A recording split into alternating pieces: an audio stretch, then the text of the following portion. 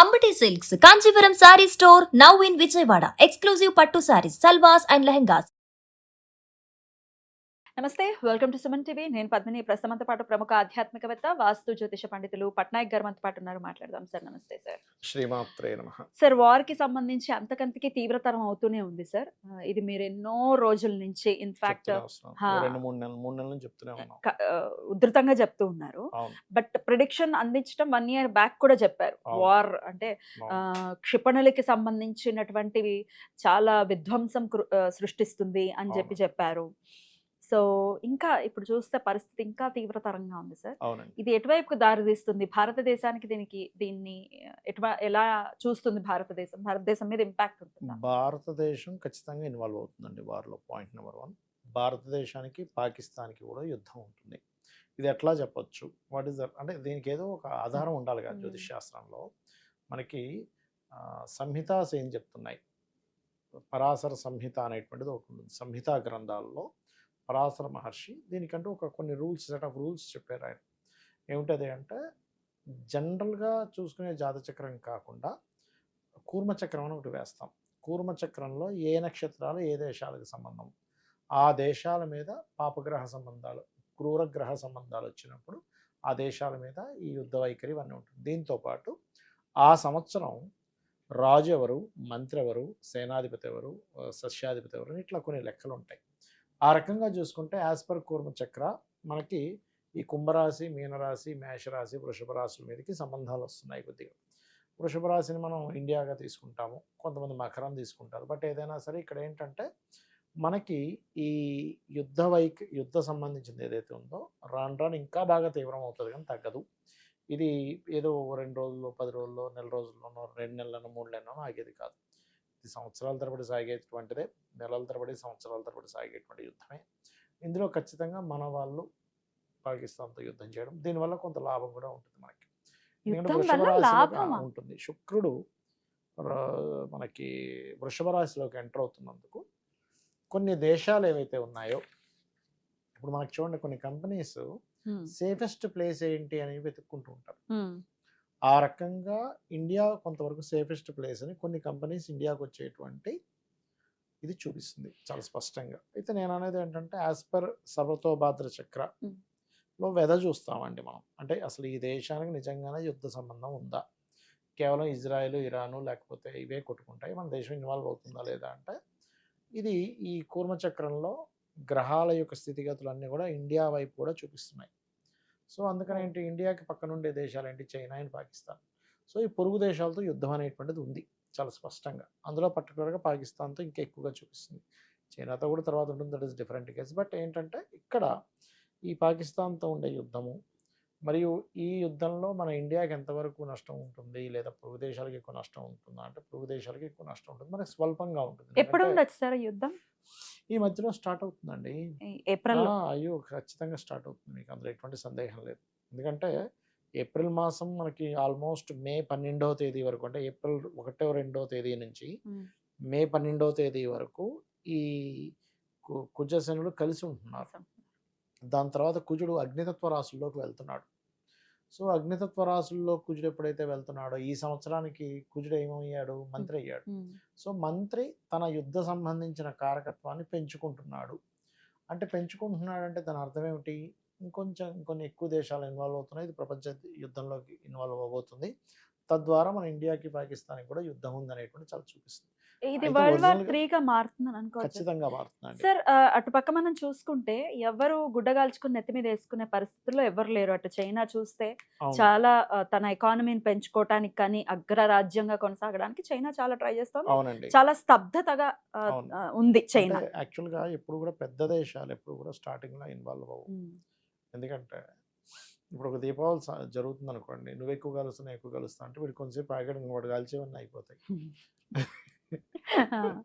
ఎప్పుడు కూడా పెద్ద పెద్ద దేశాలు ఏం చేస్తాయంటే స్టార్టింగ్లో ఇన్వాల్వ్ అవ్వండి, కొన్ని రోజులు సైలెంట్గా ఉంటాయి. సైలెంట్గా ఉండి ఈ దేశాలు, చైనా కానీ ఈ దేశాల ఇది ఎలా ఉంటుందంటే, అవతల దేశం మీద మనం అటాక్ చేయకుండా ఏ దేశం బిజీగా ఉందో, వీళ్ళు దేన్ని ఆక్రమించుకోవాలనుకుంటుంటారో దాన్ని ఆక్రమించుకునే పని చేస్తూ ఉంటారు. అర్థమైందండి. ఈ దీంట్లో కొంతవరకు పీఓకేని కొంతవరకు ఆక్యుపై చేయడము ఉమ్. జరుగుతుంది. చైనా. చైనా ఉమ్. చైనా కాదు, మన ఇండియా కూడా ఉమ్. పాక్ Okay. ఆక్యుపైడ్ కాశ్మీర్ని కొంతవరకు ఆక్యుపై చేయడం జరుగుతుంది. ఉమ్. కొన్ని దేశాల కంపెనీస్ మన ఇండియాకి రావడం జరుగుతుంది.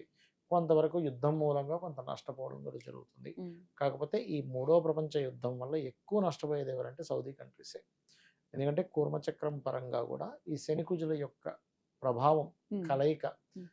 మీనరాశులు ఎప్పుడైతే జరుగుతుందో ఇది జలరాశుల్లో జరుగుతుంది కాబట్టి జల సంబంధంగాను, అగ్ని సంబంధంగాను, వాయు సంబంధంగాను విపత్తులు రావడం, నేవీ ఇన్వాల్వ్ అవ్వడం, మరియు అదేవిధంగా వాయు సంబంధించిన సేన ఏదైతే ఉంటుందో ఎయిర్ ఫోర్స్ ఇన్వాల్వ్ అవ్వడం, భూమి మీద నుంచి అంటే 3 రకాలుగా ఇన్వాల్వ్మెంట్ అనేటువంటిది ఉంటుంది అనేది చూపిస్తుంది. దీనికి ఏమిటి అంటే ఒకటి మూడు సార్లు పంచగ్రహ కూటమి రావడము. రెండోది మనకి ఇప్పుడు చూడడానికి 3 గ్రహాలు కలిసి ఉన్నాయి కానీ శని కుజ రవి కలిసి ఉన్నాయి కానీ పరివర్తన యోగంలో బుధ అండ్ గురువులు కలిశారు. ఈ బుధ గురువుల కలయిక కూడా వల్ల ఏమవుతుంది అంటే బ్యాంకింగ్ సెక్టార్స్, ఐటీ సెక్టార్స్ ఇవన్నీ అనుకున్నాం మనం మొన్న వీడియోలో కూడా దీని ప్రభావం ఉంటుంది. అట్లాగే ఇది ఈ దేశాలకు ఇస్తుందా ఇవ్వదా అంటే ఖచ్చితంగా ఇస్తుందనే మనం చెప్పుకోవాలి.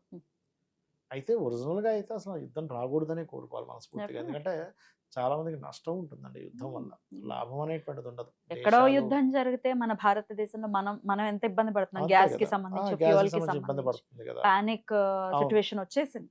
యాక్చువల్గా నేను ఈ విషయం చెప్పడానికి కూడా కారణం ఏంటంటే సరిహద్దుల్లో ఉండేటువంటి వాళ్ళకి ముఖ్యంగా ఇబ్బంది ఉంటుందండి. అందుకని సరిహద్దుల్లో ఉండేవాళ్ళు వాళ్ళ జాగ్రత్తలు వాళ్ళు తీసుకోవాలి. ముఖ్యంగా ఈ యుద్ధాలు అవి ఎక్కువ జరుగుతున్నప్పుడు ఏంటంటే మనదంతా కూడా ఫార్మింగ్ మీద ఆధారపడినటువంటి దేశం అవును, కాబట్టి ఇవి కొన్ని ఇంపోర్ట్ చేసే ఉంటాయి. ఉం. సో ఇంపోర్ట్ చేసేటువంటి వస్తువులు ఏవైతే ఉన్నాయో ఆ యొక్క విషయంలో కేవలం కొన్ని దేశాలను నమ్ముకోవడం కాబట్టి ఇంకెక్కడ మనం పంపించగలము, ఎలాంటిది ఉందనేటువంటిది కొంత మనం దాని విషయంలో కొంత అప్డేట్ అవ్వాల్సిన పరిస్థితి ఉంది ప్రధానంగా తీసుకున్నట్లయితే. అందులోనే అది కాకుండా ఇప్పుడు మీకు తెలియదే ఉంది, మనకి ఆల్రెడీ కమర్షియల్ గ్యాస్ మీద ఎఫెక్ట్ ఉంది, రేపు పొద్దున మనం నార్మల్ గ్యాస్ మీద ఉంటుందని చెప్పుకున్నాం మనం చాలాసార్లు. సో దాని ప్రభావం ఇంకా ఎక్కువగా ఉంటుంది కాబట్టి గ్యాస్ ఒకటే కాకుండా కొంచెం మనం ఇంకేమేమి ద్వారా మనం వంట వండుకోగలము, కాస్త పచ్చళ్ళు కానీ పౌడర్లు కానీ జాగ్రత్త పెట్టుకోవడం, కొంచెం క్యాష్ కొంతవరకు చేతిలో పట్టుకోవడము, ఎంతవరకు జాగ్రత్తగా ఉండాలి ఏంటనేటువంటి కొన్ని నిర్ణయాలు తీసుకోవడం, ఇటువంటివన్నీ కూడా చేయడం మంచిది. మిగతా కొన్ని కంట్రీస్లో మన ఇండియన్స్ కూడా ఉంటారు, అక్కడ యుద్ధ వైఖరి ఎక్కువగా ఉండేటువంటి ప్రదేశంలో ఇండియాకు వచ్చేసేయడం బెస్ట్ అసలు నన్ను అడిగితే. ఎన్నాళ్ల పాటు మరి ఇది కొనసాగుతుంది సార్? ఇది అంటే ఎప్పుడు కూడా ఇంత అండి, తీవ్రతరంగా నా ఉద్దేశం. అంటే నేను అనేది ఏంటంటే ఎప్పుడు కూడా ప్రపంచ యుద్ధం 4 సంవత్సరాలు జరిగిందండి మనకి ఫస్ట్ ప్రపంచ యుద్ధం 19 స్టార్టింగ్ లో వచ్చినప్పుడు ఒకటి 4 ఏళ్ళు, ఒకటి 8 ఏళ్ళు, 8 ఏళ్ళు 4 ఏళ్ళు ఎక్కువగా జరిగింది మనకి. 39 to 45 మధ్యలో కూడా 39 to 45 మధ్యలో 45 మధ్యలో జరిగింది. ఒక 6 సంవత్సరాలు దాదాపు అక్కడ జరిగింది. జరిగింది. అంటే ఏంటంటే ఎప్పుడైనా ప్రపంచ యుద్ధాలు జరిగేటప్పుడు ఎక్కువసేపే ఉంటుందండి, ఎక్కువ కాలమే ఉంటుంది. అయితే ఇప్పుడంతా కూడా కొంచెం ఫాస్ట్ యుగం కాబట్టి కొంచెం అంటే ఇది నెలల్లో అయితే అవ్వదు, సంవత్సరము అంతకంటే ఇంకా ఎక్కువ ఏళ్ళ తరబడి సాగేటువంటిది. ఎందుకంటే శని మీనరాశిలోకి వెళ్తున్నాడు, శని మీనంలోనే ఉన్నాడు కదా. మీనంలో ఉన్నాడు, మేషంలోకి వెళ్తున్నాడు. శని కుంభం మేషంలోకి నుంచి- వెళ్తున్నాడు. అవును. కుంభం నుంచి మీనంలోకి వచ్చాడు, మీనం నుంచి ఇప్పుడు మేషంలోకి వెళ్తాడు అవును. ఒక సంవత్సరం, అవును. నెక్స్ట్ ఇయర్ జూన్ నుంచి. ఉమ్. సో ఎప్పుడైతే శని మేషంలోకి వెళ్తున్నాడో ఉమ్. కాలసర్ప యోగంలో ఉండేటువంటి గ్రహాలను తీసుకున్నా ఉమ్. శనికి 2 పాపగ్రహాల సంబంధం ఏర్పడినటువంటివి ఇవన్నిటినీ క్రోడీకరించి మనకి ఉన్నటువంటి ఉమ్. ఈ యొక్క ముండేన్ ఆస్ట్రాలజీ పరంగా అండ్ సర్వతోభాద్ర చక్రం పరంగా తీసుకుంటే Okay. ఇది కొంచెం దీర్ఘకాలంగానే ఉంటుంది అనేటువంటి చూపిస్తుంది. మేషంలో ఉన్నంత కాలం కూడా మరి ఇంపాక్ట్ ఉంటుందా సార్? అది ఎక్కువగా జాబ్స్ మీద ఉంటుంది. జాబ్స్ జాబ్స్ మీద మనం లాస్ట్ టైం మనం 4 years బ్యాక్ 4 years బ్యాక్ కూడా చెప్పారు మీరు. అవునండి.